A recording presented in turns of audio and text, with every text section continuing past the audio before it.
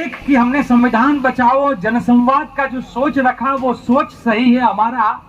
और जिस प्रकार से हमने आज भाषण की जगह पे कार्यकर्ताओं को, हमारे साथियों को अपनी बातों को रखने का यहाँ पर अवसर दिया और उसमें कई तेज तरार हमारे नए कार्यकर्ताओं ने यहाँ पे अपनी बातों को रखा, तो हमको भी पता चला कि हम लोग सोचते हैं कभी कभी कि नेता लोग ही बड़े बड़े भाषण करके अच्छे प्रोत्साहित कर सकते हैं, पर आप लोगों में बहुत लोग दमदार हैं।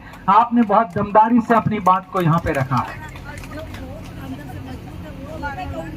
जिस प्रकार से लोगों ने अपनी भावनाओं को, अपनी बातों को, अपने अनुभवों को यहाँ पर रखा, उससे मुझे प्रतीत हो रहा है और मैं सोच रहा हूं कि देखिए, कार्यकर्ताओं का निर्माण, नेतृत्व का निर्माण करने की जो प्रक्रिया है वो तो ऐसे कार्यक्रमों से होता है। हर बार नेता भाषण करे और कार्यकर्ता ताली बजाता रहे, उससे ना कार्यकर्ता का निर्माण होगा ना नेतृत्व का निर्माण होगा। तो क्या ये आपको अगर अच्छा लगा है ये तरीका, अगर आप लोगों को अच्छा लगा है कि यहाँ पर आज करीबन 40 लोगों ने भाषण किया होगा, मतलब बात रखी होगी, है ना, करीबन 40 लोगों ने अपनी बातों को यहाँ पे रखा। अगर आपको ये तरीका अच्छा लगता है तो क्या प्रदेश में जाकर आप यही तरीकों से अपने कार्यकर्ताओं को नेतृत्व निर्माण के जरिए और अपनी बातों को रखने का मौका देंगे या नहीं देंगे? अगर आज हमने जंतर मंतर पे ऐसा कार्यक्रम बाबा साहब आंबेडकर की 132वीं जन्म जयंती पर जनसंवाद का कार्यक्रम नहीं रखा होता तो आप में से बैठे हुए कई लोगों को अपनी बात रखने का मौका मिलता। तो ये तो एक प्रकार से मैं कहूंगा कि हमारे लिए महात्मा गांधी हो या बाबा साहब आंबेडकर हो या जवाहरलाल नेहरू हो या अबुल कलाम आजाद जी हो या अरुणा असफ अली हो या सुभाष चंद्र बोस जी हो, सरदार पटेल हो या भगत सिंह राजगुरु और सुखदेव की त्रिपुटी हो, वो सब ने हमारे लिए तो एक आदर्श रख के गए हैं। उस आदर्श पर, उस रास्ते पर चलते हुए हम देश की आजादी का जंग, अगर दूसरा जंग हम लड़ना चाहते हैं तो अपने कार्यकर्ताओं को तैयार करना होगा। जब तक हम धरातल पे कार्यकर्ताओं को तैयार नहीं करेंगे ये लड़ाई हम नहीं लड़ सकते हैं। संघी सोच में और हमारी सोच में जो फर्क है वो फर्क नजर आना चाहिए। मैं लगातार राजेश भाई हर जगह पे कहता हूं कि उनमें और हमारे में बहुत फर्क है। वो काली टोपी पहनकर निकलते हैं, वो काली सोच के साथ निकलते हैं, वो सबके जीवन में काली रात बनाने के लिए निकलते हैं, वो सबके जीवन में एक अंधेरा करने निकलते हैं। और जब सेवा दल का साथी वो सफेद टोपी पहनकर निकलता है तो वो उजाले के साथ निकलता है, वो जुगनू बनकर निकलता है, वो हर जगह पे पारदर्शिता को लेकर निकलता है और हर जगह पे वो शांति का प्रतीक बनकर निकलता है। फर्क है हमारे और उनके बीच में, तो वो फर्क नजर आना चाहिए। और फर्क है क्योंकि काले कपड़े, हमारे यहाँ पर गांव में जब दुकान में कपड़ा खरीदने कोई जाता है तो किसान कपड़ा खरीदना जाता है, दुकानदार को कहता है, जो मजदूरी करने वाला पसीनों से रोज कपड़े गंदे होते हैं, धूल और मिट्टी में जो कपड़ा रोज रगड़ता है, वो धूल और मिट्टी में रगड़ने वाला, वो कपड़ा पहनने वाला, वो साथ ही दुकान में जाकर कहता है सफेद कपड़ा देना मुझे। कौन सा कपड़ा मांगता है? वो सफेद कपड़ा मांगता है, क्योंकि वो किसान का बेटा, वो मजदूर का बेटा, वो समझता है कि मेरे कपड़ों में अगर मैल है तो वो मैल दिखना चाहिए, मेरा कपड़ा अगर गंदा होता है तो वो गंदा दिखना चाहिए, मेरा पसीना है तो वो पसीना भी वहां पर दिखना चाहिए। पर वो गंदी सोच रखने वाला, दूसरों को लूटने वाला जब दुकान में जाता है तो वो कहता है कि मुझे ऐसा कपड़ा देना कि 15 दिन तक पहनो तो गंदा नहीं दिखना चाहिए। तो इनके काले टोपी के पीछे की जो सोच है वो यही है कि अगर मैं गंदा काम करता हूं, गंदा कारनामा करता हूं तो वो दाग दिखना नहीं चाहिए। और इसीलिए वो लगातार वो दाग लगने वाला काम, वो संघी सोच वाला काम करता है। और देश की आजादी के साथ जो गद्दारी जंग में किया था वो गद्दारी आज भी करते हैं। जिसमें जितना दम है, जिसमें जितना दम है, मैं संघियों को खुले चैलेंज के तौर पे आज फेसबुक पे भी लाइव है, कई टीवियों पे, टीवी में भी दिखाई दिया जा रहा है। और मैं लगातार इस सोच के साथ कहना चाहता हूं कि आपने तब भी देश की आजादी के जंग में गद्दारी की थी, आज भी देश की जनता के और भारत माता के साथ गद्दारी करते हो। आपको भारत माता की नारा बोलने का कोई अधिकार नहीं है। अब तब भी बाबा साहब आंबेडकर जैसी सोच रखने वाले, महात्मा गांधी जैसी सोच रखने वाली हर आवाज को दबाने की कोशिश तब भी किया था, आज भी करते हो। मैं तो बाबा साहब आंबेडकर का, जो लोग जय जय जय जय जय जय भीम का नारा लगाते हैं, किसी भी पार्टी के अंदर हो, मैं हर वो आंबेडकराइट व्यक्ति को, हर वो गांधीयन व्यक्ति को, हर वो नेहरूवियन व्यक्ति को, हर वो लेफ्टिस्ट को मैं एक आह्वान करता हूं कि अगर आप सच्चे दिल से गांधी को चाहते हो, आप सच्चे दिल से महात्मा फुले को चाहते हो, आप सच्चे दिल से गांधी को, नेहरू को चाहते हो, तो आपको वो संघी चड्डी को निकालकर आपके देश के तिरंगे के नीचे आ जाना चाहिए। आपको वो संघी सोच से बाहर आना चाहिए, क्योंकि संघी सोच है क्या? वो संघी सोच है। अभी अच्छा हुआ एक टीवी में एक डिबेट भी आई। मैं लगातार पिछले 5 साल से ये बात प्रेस कॉन्फ्रेंस के जरिए भी कहना चाहता हूं। इस भारत के 140 करोड़ जनता है, इस देश में 140 करोड़ जनता है, जिसमें करीबन आधी महिलाएं हैं, जिसमें करीबन 80% जो है वो दलित, पीड़ित, वंचित, शोषित, लघुमती से आता हुआ समाज है। तो आरएसएस के अंदर ऐसी कौन सी मशीन है, आरएसएस का ऐसा कौन सा सोच है वो संघी? तुम्हारी सोच में क्या ऐसी कमी है कि सिर्फ चित्त पावन पुरुष ही तुम्हारे संघ के मुखिया बनते हैं? आओ मेरे सेवा दल के इतिहास को आकर पढ़ो।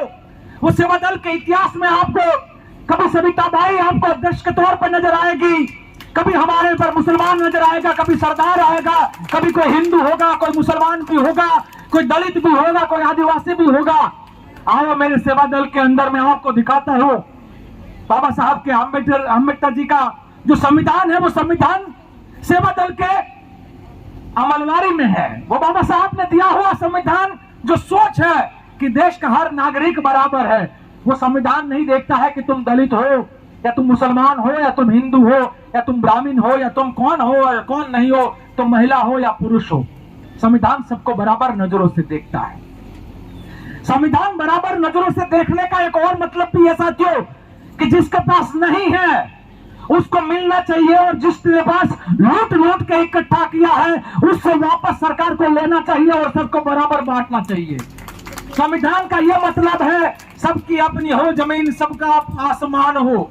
संविधान ने ऐसा नहीं कहा था कि हर गरीब की जमीन को लूट कर वो अदानी और अंबानी को दे दिया जाएगा। संविधान ने यह नहीं कहा था कि देश की आधी से ज्यादा जो पूरी की पूरी संसाधन है वो तुम चंद व्यापारियों के हाथ में कर दोगे। संविधान ने तुमको कतई अधिकार नहीं दिया है कि तुम अपने मित्रों के लिए देश की संसाधनों को लूटकर देश के लोगों को और गरीब बनाओगे।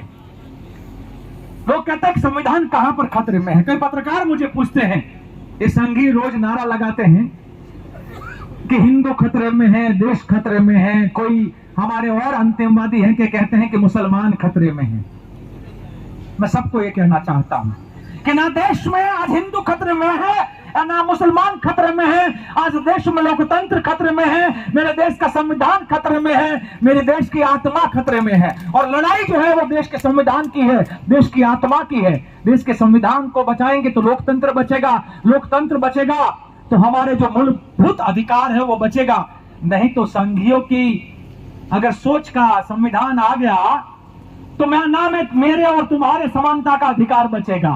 अगर देश में संघियों का शासक संविधान आया तो ना मेरा और आपका, आज यहां मैं बोल रहा हूं, एक पशुपालक का, एक गडरिया का, एक मतलब जो घुमंतु जाति से निकला हुआ व्यक्ति, आज हमारे कहीं दलित महिला परिवार से आई हुई जो है उसने भी यहां पर बात रखी, कहीं हर समाज और धर्म के लोगों ने यहां पर बात रखी। वो बात रखने का अवसर हमको नहीं मिलेगा। जीने का अधिकार हमारा कितना जीना, कैसे जीना, वो हमारे हाथ में नहीं होगा, वो संघी शासकों के हाथ में चला जाएगा। हमारे देश में हर वो आवाज को कुचल दिया जाएगा जो आवाज इस देश की जनता की आवाज के रूप में आती है। आप जरा सोचिए, शुरुआत है, आप जरा सोचिए, शुरुआत है कि राहुल गांधी एक ऐसा व्यक्तित्व जो बहुत बड़े मार्जिन से जीतने वाले, और एक बार नहीं 4 बार जीतने वाले सांसद की आवाज को भी अगर ये कुचलने का प्रयास करता है तो आम जनता का वो कितना बुरा हाल कर देंगे। वो हर पार्टी के मुखिया को लगातार जेलों में भेजने का और ईडी का दबाव डाल रहे हैं, वहां पे सीबीआई की रेड हो रही है। वो हर जगह पे ईडीआई पहुंचती भी कहां पे है, उसको वो जो अपना घोड़े गाड़ी का घोड़ा होता है ना, उसको कुछ रास्ते ही दिखाई देते, सब रास्ते नहीं दिखाई देते। वो आज हमारा जो ईडीआई जो है और सीबीआई जो बना हुआ है, वो पालतू कुत्ते की तरह उसको बना दिया है, वो पालतू घोड़े की तरह बना दिया है। वो जहां चाहेगा ये नरेंद्र मोदी और अमित शाह वो वहां पर पहुंच जाता है। हम लोग को बेबाक बोलने की जरूरत है, हमको बेबाक बोलने की जरूरत है। हम अनुशासन में बोलेंगे, हम उनकी तरह गाली गलौच नहीं करेंगे, हम वो गोली मारो उसके करके ऐसी बड़ी गाली नहीं बोलेंगे। मैं उस दिन राजघाट पे भी कहा था कि वो कहते हैं कि देश के गद्दारों को गोली मारो उसके बाद गाली वाली बात, मैं पूरी बात यहां पे नहीं रखना चाहता हूं, पर देश के साथ गद्दारी क्या होती है? देश के साथ गद्दारी होती है देश के झंडे को न मानना, देश के साथ गद्दारी होती है देश के राष्ट्रगान को न मानना, अपनी संघ की शाखाओं में सदा वत्सले का गाना, वो देश के साथ गद्दारी होती है। और बार बार कोई हरा लेकर निकलता है, कोई गेरुआ लेकर निकलता है, तो तिरंगा लेकर कौन निकलेगा? तो वो तिरंगे का अपमान है, वो देश के साथ गद्दारी है। और भारत माता की जो 8 संतान, हिंदू, मुस्लिम, सिख, ईसाई, बौद्ध, जैन और पारसी बहाई, आपस में सब बहन भाई, हम वो जो सोच रखते हैं उस सोच को मार देना और बंधुओं को बैरी बनाना, वो देश के साथ गद्दारी है। उस गद्दारी के खिलाफ की लड़ाई है।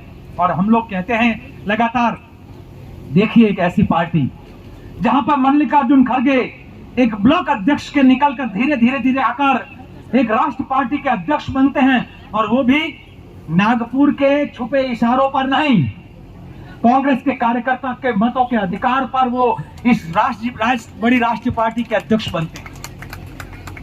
कई अध्यक्ष रहे हैं, हर जाति और धर्म के लोग अध्यक्ष रहे हैं इस पार्टी के।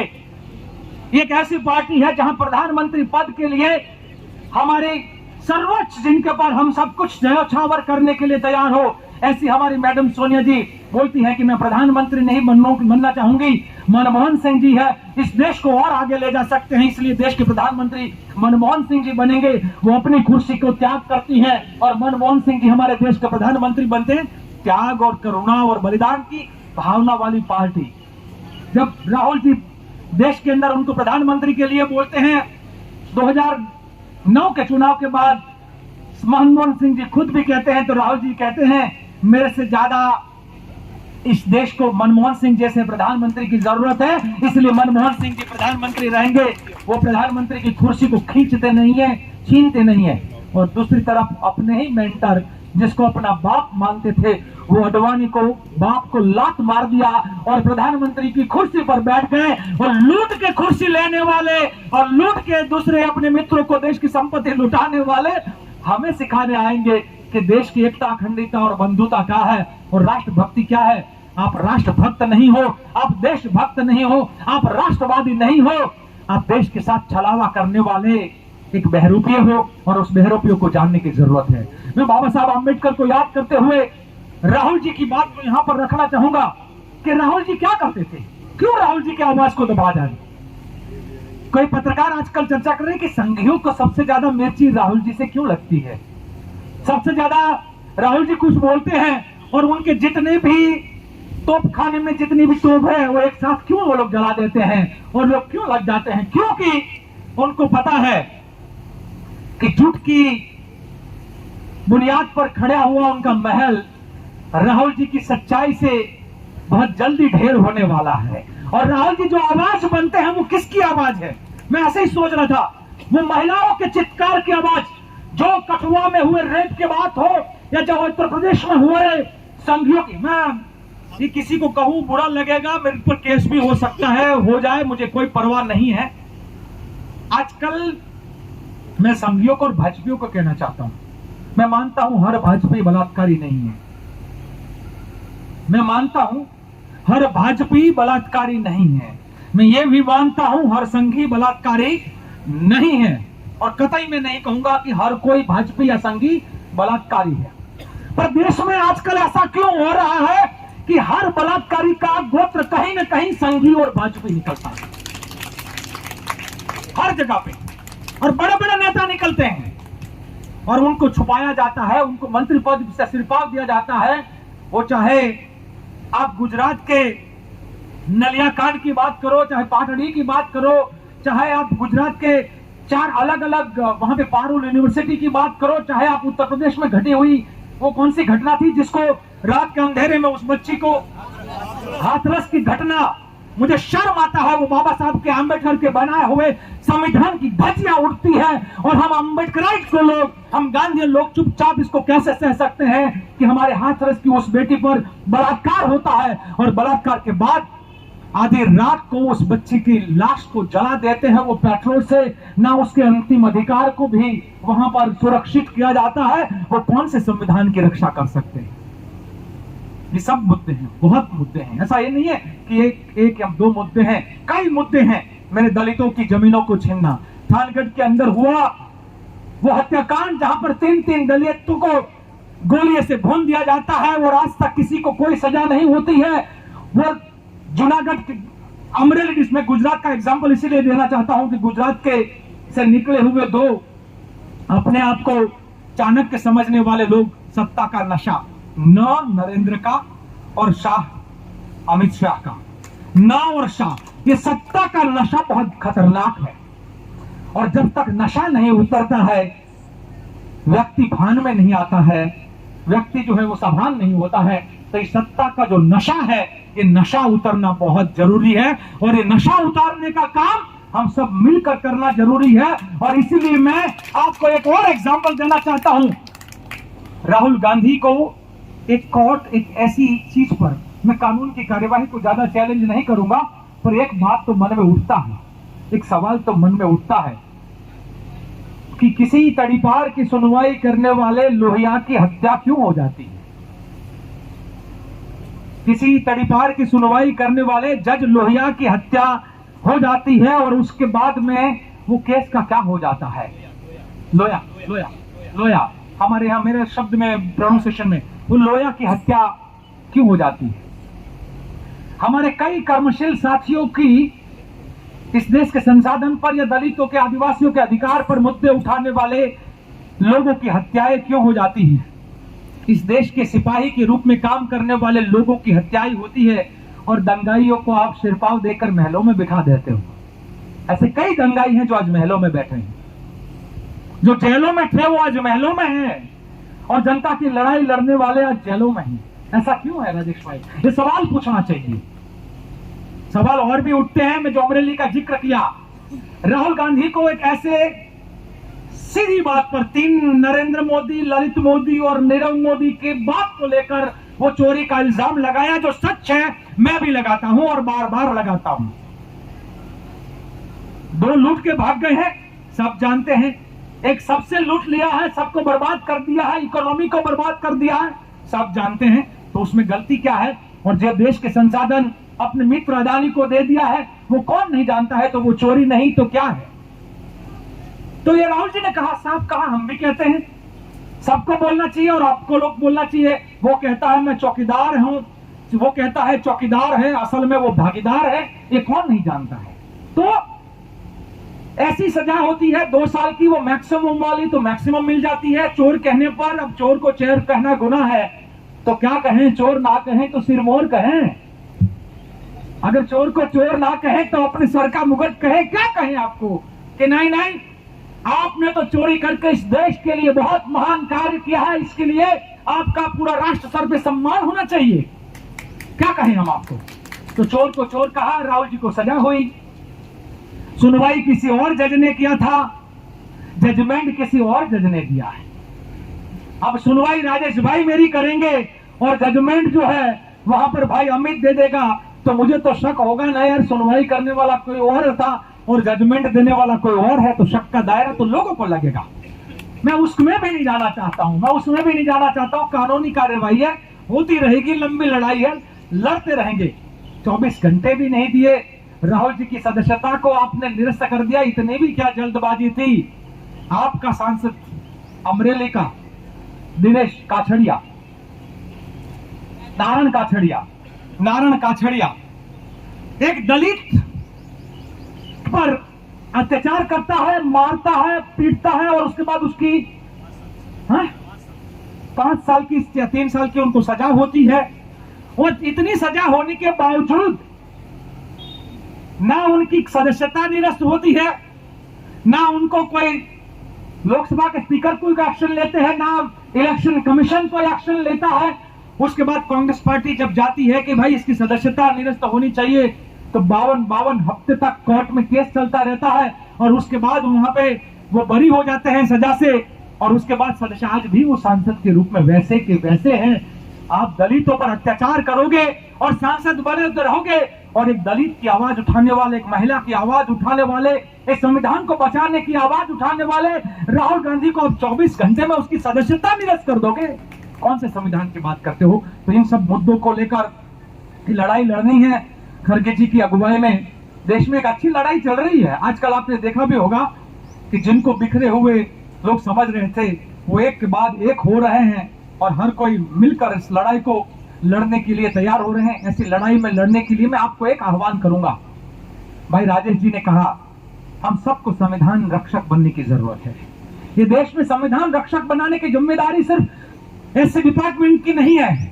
इस देश के संविधान के रक्षक के रूप में हम हर व्यक्ति को जो मानता है कि मेरा देश आजाद रहना चाहिए, मेरा देश का संविधान बचा रहना चाहिए, हर किसी की है। तो आप सबको यह आह्वान है और इस आह्वान में हम लोग सम्मिलित हों। और मैं हर प्रदेश के अध्यक्ष को एक ही विनती करूंगा, एक ही गुजारिश करूंगा कि अपने अपने क्षेत्रों में संविधान बचाओ जनसंवाद का आप शुरुआत करिएगा। अपने कार्यकर्ताओं को आह्वान करिएगा कि आइए और बात करिए। और एक बात होता है, जब स्टेज पर खड़े होकर जब अब हिंदू यहाँ पे बात रखेगी तो हिंदू को पता है कि मेरा यहाँ बात रखने का मतलब है मेरे प्रदेश में जाके भी मुझे इस बात को आगे बढ़ाना है। तो हम अपने एक कमिटमेंट भी साथ में होता है। और मैं सबसे ज्यादा आप सबको सैल्यूट करता हूँ, ऐसे डिपार्टमेंट के मेरे साथियों और सेवा दल के सभी साथियों को भी, कि आप धूप थी, धूप में भी आप डटे रहे। ये आसान नहीं था, ये आसान नहीं था। हमने जगह मांगा था वो ऐसा जहां धूप ना हो। और यहाँ का एडमिनिस्ट्रेशन भी चाहता था कि राहुल जी बार बार तपस्या की बात करते हैं, तो आपकी तपस्या भी हम देखें कि आप कितनी तपस्या करने में काबिल हैं। तो मुझे लगता है कि हम वो तपस्या कर रहे हैं, ये तपस्या भी और भी करनी है, और भी धूप में हमको सबको कार्य करना है। ये कार्य हम करते रहेंगे। आप सभी लोग आए तो आप सबका मैं तहे दिल से धन्यवाद करता हूं। और मैं कहूंगा कि जिस तरीके से गोरों के लिए, गोरों के सामने इस देश को बचाने के लिए हमारे पुरखों ने लड़ाई लड़ी थी, और उस समय पे हम जो पैदा नहीं हुए थे, और वो जो दिल में एक रंज था, रंजिश थी, रंज बोलते हैं, रंज था, क्या बोलते हैं उसको? रंज था, रंजिश तो गलत हो जाता ना, रंज था। और मुझे बार बार ऐसा होता था कि देश की आजादी का जंग था, जब लड़ते थे, जेलों में जाते थे, लाठी खाते थे, गोली खाते थे, तब हम उस समय पे क्यों नहीं जन्म लिया? संघियों ने आपको मौका दिया है कि वो गोरों वाला काम अब चोरों ने शुरू किया है। आप में ताकत है तो आपकी एक ख्वाहिश भी पूरी कर देंगे। तो ये ख्वाहिश के लिए भी हम लोग लड़ेंगे। आप सबका बहुत बहुत धन्यवाद। जय हिंद साथियों।